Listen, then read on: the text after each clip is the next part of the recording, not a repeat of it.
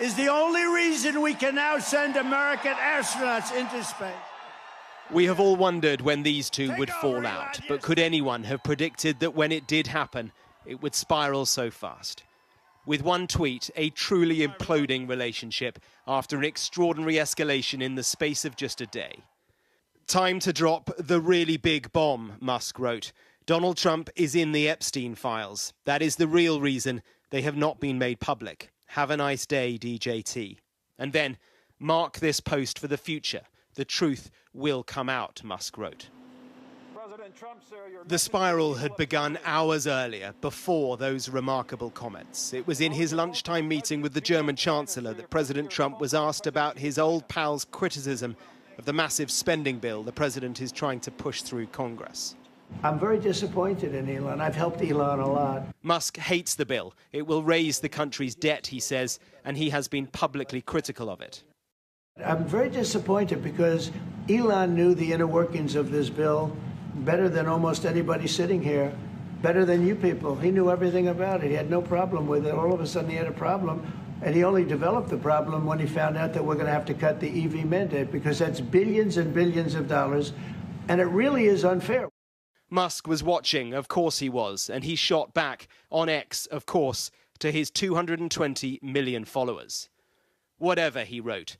Keep the EV solar incentive cuts in the bill, even though no oil and gas subsidies are touched, very unfair, but ditch the mountain of disgusting pork in the bill.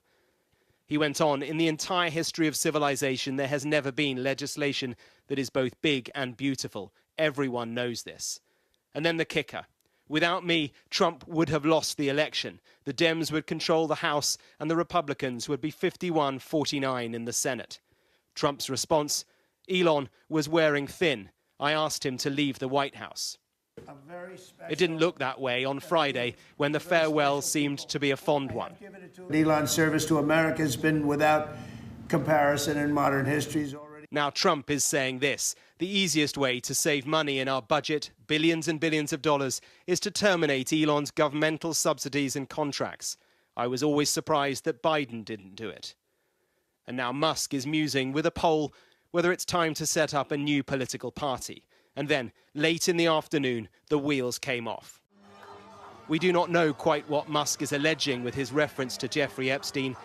He and Trump were socially acquainted during the 1990s and 2000s. Epstein died in prison in 2019. He was awaiting trial for sexual abuse and the trafficking of minors. Sky News has approached the White House for comment. This is no trivial spat. It is between the most consequential president in American history and the world's richest man. Together, they have massive political and financial clout. We have seen what that looks like when they work together. Working apart against each other, it could be so much more consequential still. And it just got very, very personal. Mark Stone, Sky News in Washington.